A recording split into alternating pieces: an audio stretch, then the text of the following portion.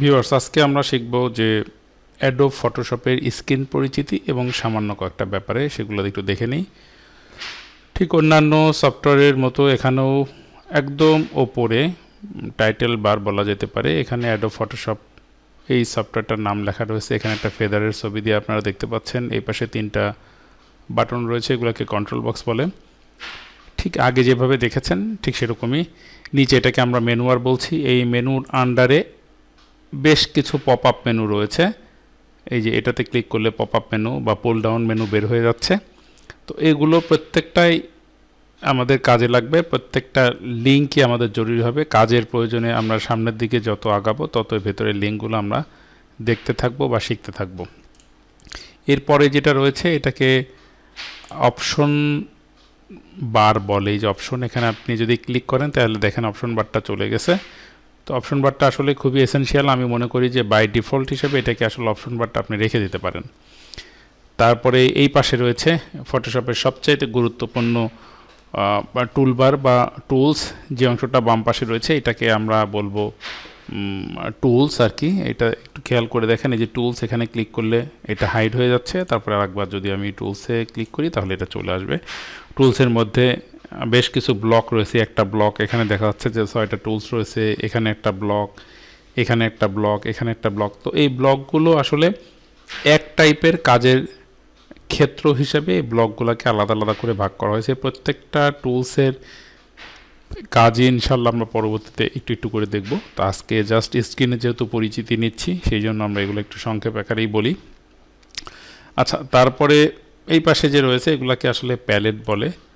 যখন আমরা কোনো কাজ করব তখন এই প্যালেটগুলো আমাদের কাজে লাগবে। তো এটাও আমরা পরবর্তীতে দেখব বা আলোচনা করব। আর নিচে যেটা রয়েছে এটা তো আসলে স্ট্যাটাস বার, সেটা আপনারা সবাই জানেন। এই স্ট্যাটাস বার, এটা যদি আমি টিকটা উঠাই দিই তাহলে চলে যাবে। আবার এখান থেকে যদি ক্লিক করি তাহলে স্ট্যাটাস বারটা চলে আসবে। ঠিক অনুরূপভাবে এই যে switches, styles, colour, action, history, channels, paths, layers, এইগুলোও কিন্তু এখান থেকে আপনি দেখবেন যে সেট করা যাচ্ছে। এই যে লেয়ার ক্লিক করলে লেয়ারটা চলে যাচ্ছে। আবার যদি আপনি এই লেয়ারটা এখানে ক্লিক করেন তাহলে আবার চলে আসবে। আবার একটা জিনিস আপনারা একটু খেয়াল করে দেখতে পারেন, এই যে উইন্ডোটা চালু, এখানে 3টা ট্যাব দেখা যাচ্ছে। এই 3টা ট্যাবের 3টা অংশ থেকে একটা অংশকে কিন্তু আপনি বাইরে বের করে নিয়ে আসতে পারবেন। যেমন এখানে আপনি মাউসের বাম বাটন চেপে ধরে যদি বাইরে টান দিয়ে নিয়ে আসেন তাহলে দেখেন লেয়ারটা কিন্তু এখান থেকে পৃথক হয়ে গেছে বা আলাদা হয়ে গেছে। আপনি আপনার প্রয়োজনে ইচ্ছা করলে এইভাবে আপনি নিয়ে কাজ করার সময় এটা রেখে দিতে পারেন। আবার আপনি যদি চান যেটাকে আপনি সঙ্গে অ্যাডজাস্ট করে দিবেন তাহলে টান দিয়ে নিয়ে এসে আবার এখানে যদি আপনি ছেড়ে দেন তাহলে কিন্তু এটা আবার এটার সঙ্গে অ্যাডজাস্ট হয়ে যাবে। আমরা একটু দেখি। তো আবার যদি আপনি এটার সঙ্গে অ্যাডজাস্ট করে দেন তাহলে এখানে কিন্তু এটা অ্যাডজাস্ট হয়ে যাবে।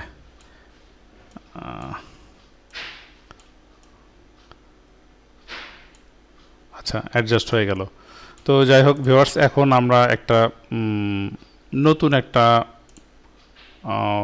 পৃষ্ঠা নিই, বা যেটা আমরা বলতে পারি যে আমরা যে ছবি আঁকাআঁকির কাজ করব বা ফটোশপের কাজ করব তার এটাকে আপনি কি বলতে পারেন, ব্যাকগ্রাউন্ড বলতে পারেন। নতুন আমরা একটা নিব, দিলে এরকম ক্লিক করলে এরকম একটা আমরা ডায়লগ বক্স পাবো। তো এখানে লেখা রয়েছে নেম। আপনি যদি এখানে কোনো কিছু লেখেন তাহলে ফাইলের নামটা অটোমেটিক্যালি প্রথম থেকে সেভ হয়ে গেল। এটা আমি ইচ্ছা করে প্রথমে হয়তো লিখলাম টেস্ট।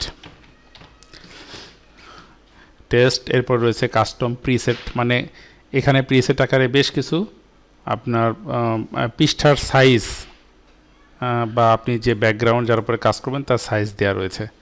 তো এখান থেকে আপনার যেটা খুশি আপনি সেটা নিতে পারেন। তো সে কথার কথা আমি এখান থেকে ডিফল্ট ফটোশপ সাইজ এটা নিয়ে নিচ্ছি। এই ডিফল্ট ফটোশপ সাইজ এখানে দেওয়া আছে ওয়াইড 7 ইঞ্চি, হাইট 5 ইঞ্চি, রেজুলেশন 72। এখানে কালার মোড রয়েছে RGB, মানে রেড গ্রিন ব্লু কালার। তো এখানে সাধারণত সবচেয়ে বেশি ইউজ হয় রেড গ্রিন ব্লু এবং CMYK। তো রেড গ্রিন ব্লু কালারটা তখন নির্বাচন করবেন যখন আপনি আপনার তৈরি করা ফাইলটাকে ডিজিটাল মিডিয়াতে ব্যবহার করবেন, অর্থাৎ প্রিন্ট করবেন না। যেমন আপনি ইউটিউবে, টেলিভিশনে বা যে ফেসবুকে বিভিন্ন জায়গায় আপনি আপনার তৈরিকৃত ইমেজটাকে ইউজ করবেন তখন RGB দিবেন। আর যদি মনে করেন যে কোনো ফাইল তৈরি করার পরে সেটাকে আপনি প্রিন্ট করবেন তাহলে CMYK কালারটা নির্বাচন করবেন। তো আমি আসলে RGB কালারটা দিতে পছন্দ করছি, এই মুহূর্তে দিয়ে দিচ্ছি। আর এখানে একটা জিনিস রয়েছে অ্যাডভান্স, সেখানে আমরা আপাতত যাচ্ছি না, এটাকে আমরা কলাপস করে ভেতরে ঢুকিয়ে দিচ্ছি। ব্যাকগ্রাউন্ড কন্টেন্টস 3 রকম রয়েছে, হোয়াইট, ব্যাকগ্রাউন্ড, কালার। আসলে এখানে ব্যাকগ্রাউন্ড কালার লেখার পরিবর্তে কালার ব্যাকগ্রাউন্ড লিখলে ভালো হতো। তো ব্যাকগ্রাউন্ড যখন আপনি সাদা চাবেন তখন এটা, যখন কালার চাবেন তখন এটা, এবং ট্রান্সপারেন্ট চাইলে আপনাকে এটা দিতে হবে। তো আমি হোয়াইট যদি নেই তাহলে এখানে ক্লিক করে দেখি, ওকে নেই, তাহলে খেয়াল করে দেখেন হোয়াইট একটা আমরা ব্যাকগ্রাউন্ড পেলাম। তো এখানে একটা জিনিস রয়েছে দেখেন যে উপরে সবুজ এবং নিচে আরেকটা কালার। তো নিচেরটাকে আমরা বলবো যে ব্যাকগ্রাউন্ড, উপরটাকে বলবো আমরা ফরগ্রাউন্ড। তো আমরা যদি ব্যাকগ্রাউন্ড এরকমই নেই তাহলে এই কালারটা এখান থেকে এখন চেঞ্জ করে নিতে পারি। আমি এখানে ক্লিক করার পরে আমি যদি এখান থেকে একটা নীল কালার নিয়ে আমি যদি ওকে করি তাহলে দেখেন ব্যাকগ্রাউন্ডটা ব্লু কালার আছে,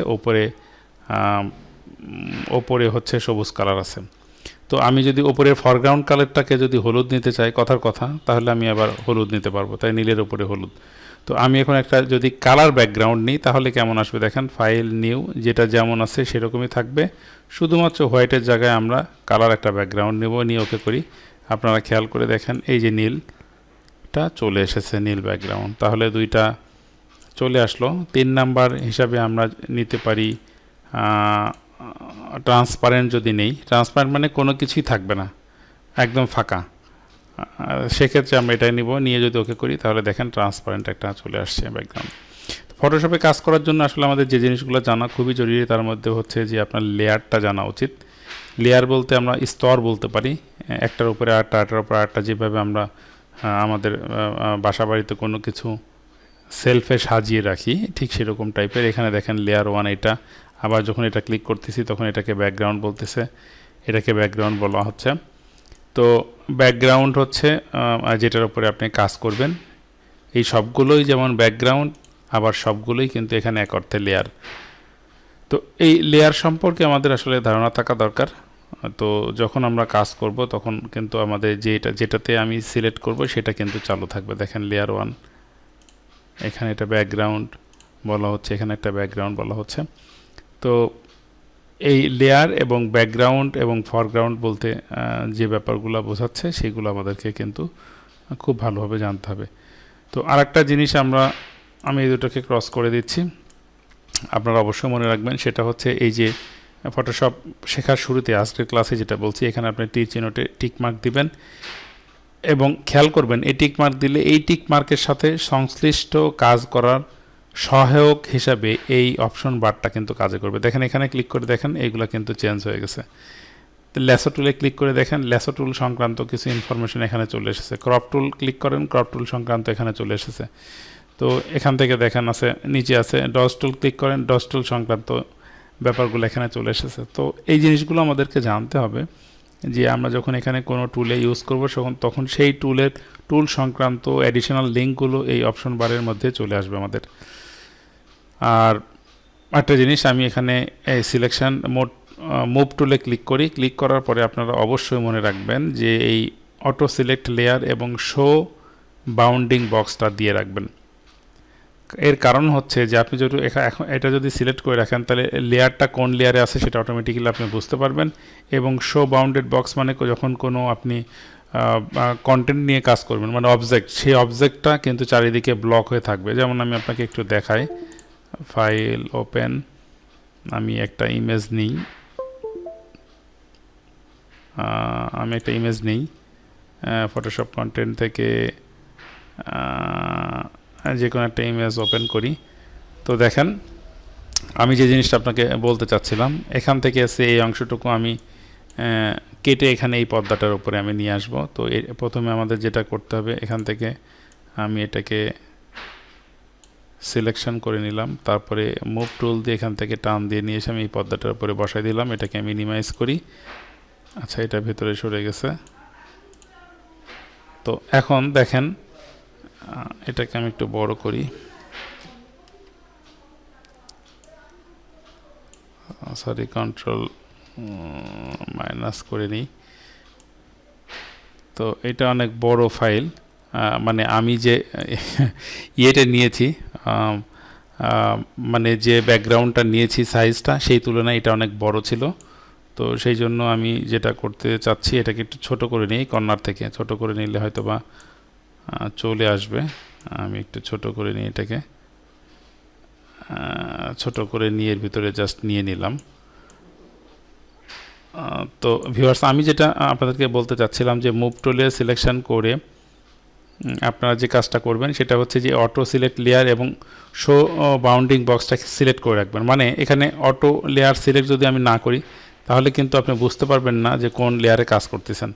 আর যদি এটা এরকম সিলেক্ট করা থাকে তাহলে কিন্তু যখন যে লেয়ারে আপনি কাজ করবেন, যেমন দেখেন লেয়ার 1-এ আছেন, এখানে ক্লিক করেন, দেখেন আপনি কিন্তু ব্যাকগ্রাউন্ড লেয়ারে আছেন। তো এইটা যদি না থাকে তাহলে কিন্তু আপনি বুঝতে পারবেন না। এটা যদি না থাকে তাহলে দেখেন এটা কিন্তু এই যে এখানে ক্লিক করলে কিন্তু এটা মুভ করছে না, আপনি একটু খেয়াল করে দেখেন। তো এই ছোট ছোট ব্যাপার কিন্তু এইগুলো আসলে অনেকে খেয়াল করে না, বিশেষ করে যারা নতুন শিখছেন তাদেরকে এই জন্য আমি বলবো যে মুভ সিলেকশন করে এটা আপনি দিয়ে রাখেন।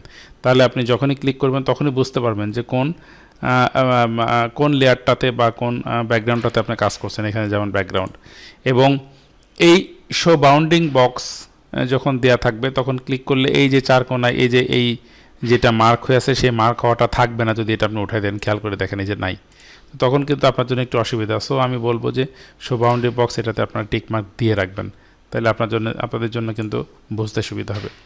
তো ভিউয়ার্স, এই ছিল আজকের ছোট্ট টিপস। আশা করি আপনাদের ভালো লেগেছে।